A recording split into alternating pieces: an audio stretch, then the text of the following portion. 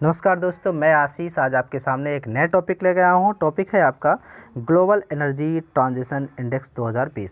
दोस्तों, इस रिपोर्ट को WEF यानी कि विश्व आर्थिक मंच वर्ल्ड इकोनॉमिक फोरम द्वारा जारी किया जाता है। दोस्तों, वर्ल्ड इकोनॉमिक फोरम यानी कि विश्व आर्थिक मंच जो भी रिपोर्ट जारी करती है वह हर एक एग्जामिनेशन के लिए काफ़ी महत्वपूर्ण होता है, खासकर यूपीएससी के लिए। तो आप स्क्रीन पे देखिए, एक यूपीएससी 2019 का एक क्वेश्चन पूछा गया है। आप स्क्रीन पे देखिए, स्क्रीन पे लिखा है विश्व वैश्विक प्रतियोगिता रिपोर्ट यानी कि ग्लोबल कॉम्पिटिटिवनेस रिपोर्ट कौन प्रकाशित करता है। जिसमें आपके ऑप्शन भी हैं अंतर्राष्ट्रीय मुद्रा कोष IMF, संयुक्त राष्ट्र व्यापार एवं विकास सम्मेलन, United Nations conference on trade and development. C option है विश्व आर्थिक मंच WEF और डी है आपका ऑप्शन विश्व बैंक। दोस्तों, इसमें आपका ऑप्शन सी सही हो जाएगा, विश्व आर्थिक मंच अर्थात world economic forum right answer सही जाएगा। दोस्तों, आज हम ग्लोबल एनर्जी ट्रांजैक्शन इंडेक्स 2020 के ही बारे में चर्चा करेंगे। इससे पहले आपको हम बता दें कि हमारे चैनल पर नए हैं तो चैनल को सब्सक्राइब कर लीजिए और वीडियो को अंत तक जरूर देखें। तो दोस्तों, विश्व आर्थिक मंच यानी कि वर्ल्ड इकोनॉमिक फोरम द्वारा इस रिपोर्ट को जारी किया जाता है। इसमें टोटल 115 देशों को शामिल किया गया है। दोस्तों, 115 देशों में से भारत का जो स्थान है वो 74 स्थान पे है। तो भारत इस समय 74वें स्थान पे है, जो पिछले वर्ष यानी 2019 में 76वें स्थान पर था और इस वर्ष 2020 में 74वें स्थान पे है। इस तरह इनके यानी कि 2 अंकों का सुधार हुआ है। वर्ल्ड इकोनॉमिक फोरम ने अपनी रिपोर्ट WEF यानी कि fostering effective energy transition report 2020 में GET इंडेक्स के आधार पर टोटल 115 देशों को शामिल किया है, यानी कि 115 देश को स्थान दिया इसमें। इस सूचकांक को देशों की ऊर्जा प्रणालियों की मौजूदा प्रदर्शन, पर्यावरणीय स्थिरता, ऊर्जा सुरक्षा और टिकाऊ, सुरक्षित, सस्ती और समावेशी ऊर्जा प्रणालियों में परिवर्तन के लिए तत्परता जैसे संकेतकों के आधार पर तैयार किया गया है। इस रिपोर्ट के अनुसार 75% देशों ने अपनी पर्यावरण स्थिरता में सुधार किया है। दोस्तों, भारत ने ऊर्जा सुरक्षा, विकास और पर्यावरणीय स्थिरता जैसे प्रमुख मापदंडों में सुधार किया है। आप जैसे कि देख सकते हैं दोस्तों, हम एनर्जी ट्रांजिशन इंडेक्स 2020 के जो टॉप 10 हैं उनकी भी देख लेते हैं। टॉप 10 लिस्ट में क्या है, पहले नंबर पे है स्वीडन है, दूसरे पे स्विट्जरलैंड है, तीसरे फिनलैंड, इसी तरह डेनमार्क है, नॉर्वे, ऑस्ट्रिया, यूनाइटेड किंगडम। अगला है आपका फ्रांस, नीदरलैंड, आइसलैंड।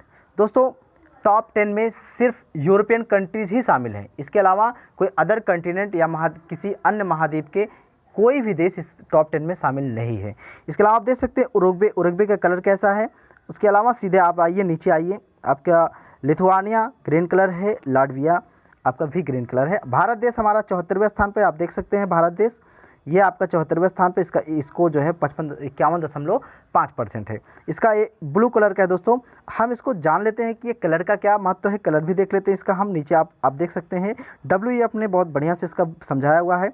आप देख सकते हैं यहाँ पे एडवांस इकोनॉमीज़ यानी कि जो ऑरेंज कलर है वो एडवांस इकोनॉमीज़ में है और जो येलो कलर में है वो कॉमनवेल्थ ऑफ इंडिपेंडेंट स्टेट्स, और आपका जो ब्लू कलर है इमर्जिंग एंड डेवलपिंग एशिया। हमारा जो ब्लू कलर है 74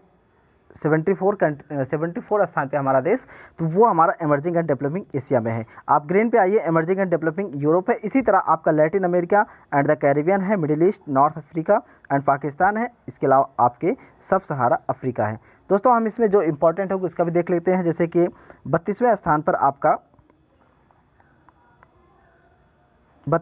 पर आपका यूनाइटेड स्टेट है, अब यानी कि अमेरिका है, USA अमेरिका है। दोस्तों, इसके अलावा आपको मैं भी बता दें कि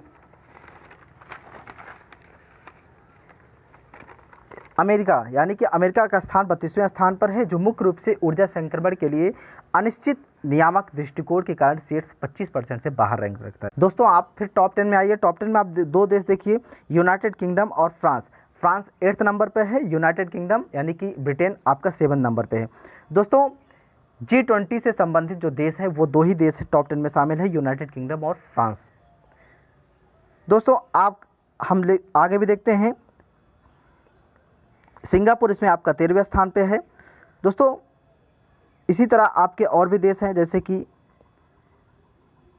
आपको हम फिर दिखाते हैं, ये इंडिया आपका 74 है, चाइना आपका 78 है, केन्या आपका 79 है, रसिया है आपका 80 है।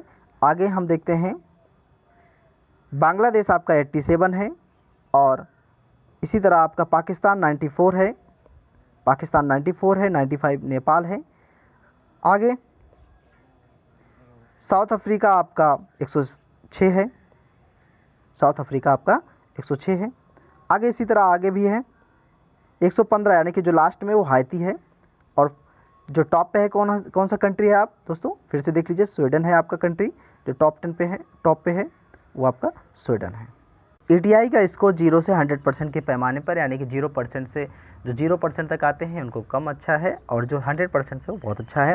भारत, यानी कि इस रिपोर्ट के अनुसार, इस रैंकिंग के अनुसार भारत और चीन दुनिया में मांग के उभरते केंद्र है, यानी कि 2015 से। यानी कि इस रिपोर्ट में कहा गया कि भारत ने अपने ऊर्जा कार्यक्रम का विस्तार करके बहुत ही महत्वपूर्ण सुधार किए हैं, या LED बल्ब और स्मार्ट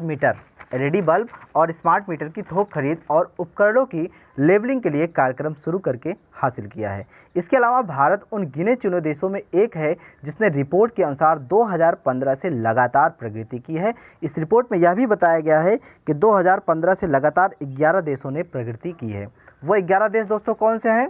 वो 11 देश आपको हम मैप के हिसाब से बताएंगे, आपको नक्शा भी दिखाएंगे इसका। अर्जेंटीना, आप इसका मैप भी देख लीजिए, अर्जेंटीना वो 11 देशों में लगातार प्रगति में है।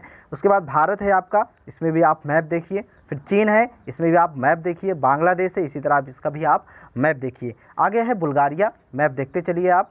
हंगरी, चेक गणराज्य, केन्या और ओमान देश, यानी कि ये सभी 11 देश क्या है कि 2015 से लगातार प्रगति कर रहे हैं।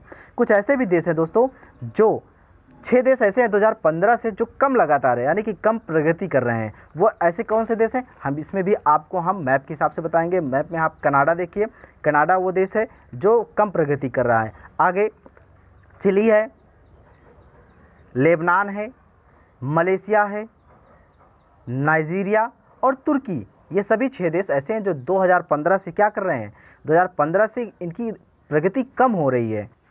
इसी तरह चीन, भारत और इटली ने 2015 के बाद से 2015 से समग्र ETI स्कोर में लगातार सुधार किया है, और रूस, जापान, साउथ कोरिया और जर्मनी ने मध्यम लाभ अर्जित किया है। आगे ETI स्कोर 2022 के औसत का 55.1% है, जो 2015 के बाद 2% अंकों में सुधार हुआ है। इस रिपोर्ट के अनुसार 75% देशों ने अपनी पर्यावरणीय स्थिरता में सुधार किया है। दोस्तों हम इसका WEF भी देख लेते हैं, वर्ल्ड इकोनॉमिक फोरम, विश्व आर्थिक मंच भी देख लेते हैं। WEF यानी कि विश्व आर्थिक मंच, वर्ल्ड इकोनॉमिक फोरम, स्विट्जरलैंड में स्थित एक गैर लाभकारी संस्था है। इसका मुख्यालय जिनेवा, स्विट्जरलैंड में है। इसका मुख्यालय जिनेवा और स्विट्जरलैंड में स्थित है। इस फोरम की स्थापना 1971 में यूरोपियन प्रबंधन के नाम से एक जेनेवा विश्वविद्यालय के कार्यरत प्रोफेसर थे, उनका नाम क्लास एम शॉप द्वारा किया गया था। बाद में यानी कि 1987 ईस्वी में इसका नाम WEF, वर्ल्ड इकोनॉमिक फोरम हो गया। प्रतिवर्ष जनवरी में इसके बैठक का आयोजन भी होता है। इसका उद्देश्य विश्व का व्यवसाय, राजनीतिक, शैक्षिक और अन्य क्षेत्रों में अग्रणी लोगों को एक साथ लाकर वैश्विक, क्षेत्रीय और औद्योगिक दिशा तय करना है। दोस्तों उम्मीद है कि आप लोगों को वीडियो अच्छा लगा है। वीडियो अच्छा लगा है तो वीडियो को लाइक कीजिए, दोस्तों के साथ शेयर कीजिए और चैनल को सब्सक्राइब भी कीजिए दोस्तों। धन्यवाद दोस्तों।